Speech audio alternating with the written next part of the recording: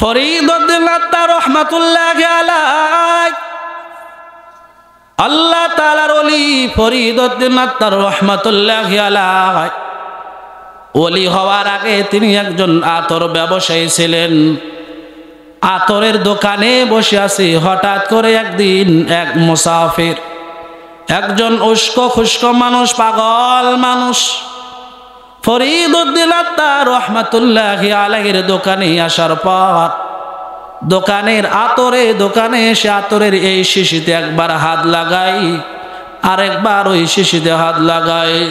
ফরিদউদ্দিন আত্তার রহমাতুল্লাহি আলাইহি ডাক দিয়ে বললেন, বাবা আপনি কি আতর নেবেন নাকি? আপনার কি কোনো প্রয়োজন আছে? বলেন, না না, কোনো প্রয়োজন নাই। ফরিদউদ্দিন আত্তার রহমাতুল্লাহি আলাইহি বললেন, তাহলে কি তুমি দেখতেছ? কি খোঁজাখুঁজি করো? কোনো কিছু কি তালাশ করো নাকি? বলো। লোকটা ডাক দিয়ে বলেন, না না, আমি কোনো কিছু তালাশ করি না। তাহলে কেন, কিসের জন্য? এদিকে একবার তাকান, ওদিকে একবার তাকান, এই শিশিতে একবার হাত লাগান, ওই শিশিতে একবার হাত লাগান। বলেন কি হয়েছে? লোকটা বলে, আমি চিন্তা করলাম তোমার যেদিন মৃত্যু হবে তোমার জানটা কেমন করে আজরাইল বের করবে, তোমার জানটা কেমন করে বের হবে। বলে, কেন? তোমার জানটা যেভাবে বের হবে আমারও সেভাবে বের হবে। ওই লোকটা ডাক দিয়ে বলে, না না, আমার জানটা যেভাবে বের হবে তোমার জানটা সেভাবে বের হবে না। বলে, কেন? বলে, তোমার জানটা যখন কবজ করতে মালাকুল মাউত আসবে, জানটা যখন কবজ করবে তখন তোমার জানটা এই শিশিতে একবার ঢুকবে, ওই শিশিতে একবার ঢুকবে। আর আমার জানটা যখন কবজ করবে আমার কোনো টেনশন থাকবে না, আমি এমনিতেই পৃথিবী ছেড়ে চলে যাব।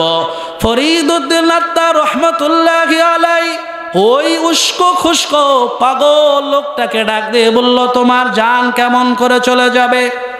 পাগল ডাক দিয়ে বলল, দেখতে চাও আমার জানটা কেমন করে বের হয়ে যাবে? এবার পাগলটা দেরি না করে দোকানের বাইরে গিয়ে শুয়ে পড়লেন।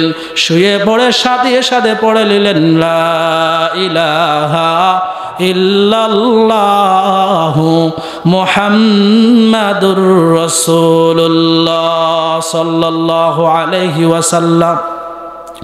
ফরিদউদ্দিন আত্তার রহমাতুল্লাহি আলাইহি চিন্তায় পড়ে গেলেন। এই লোকটা মারা গেল, কোনো টেনশন নাই। সাথে সাথে এই লোকটা জমিনে শুয়ে পড়ল আর পৃথিবী ছেড়ে চলে গেল। কিন্তু আমি ফরিদউদ্দিন আত্তার যখন দুনিয়া ছেড়ে চলে যাব, আমার তো এখন থেকে বড় টেনশন। কেন টেনশন? আমি দুনিয়া নিয়ে ব্যস্ত, আতরের ব্যবসা নিয়ে ব্যস্ত, দুনিয়া নিয়ে ব্যস্ত। এই কারণে তো ওই ফকিরটা, এই কারণে ওই পাগলটা আমারে বলল, তোমার জান আর আমার জানটা একইভাবে পৃথিবী থেকে যাবে না, তোমার রূহ আর আমার রূহটা একইভাবে বের হবে না। ফরিদউদ্দিন আত্তার রহমাতুল্লাহি আলাইহি চিন্তা করলেন, আজ থেকে আর কোনোদিন ব্যবসা করব না, আল্লাহকে পাওয়ার জন্য বের হয়ে গেলাম। ফরিদউদ্দিন আত্তার রহমাতুল্লাহি আলাইহি ওই দিন তার ব্যবসার মালগুলো অন্য একজনকে দিয়ে দিয়ে তিনি বললেন, আজ থেকে আমি আল্লাহ পাওয়ার জন্য চলে গেলাম। পরবর্তীতে এমন আল্লাহওয়ালা হয়ে গেল, বড় বড় লোকেরা, বড় বড় আলেমেরা, দার্শনিকেরা সকলেই ফরিদউদ্দিন আত্তার রহমাতুল্লাহি আলাইহির উদাহরণ দেয়।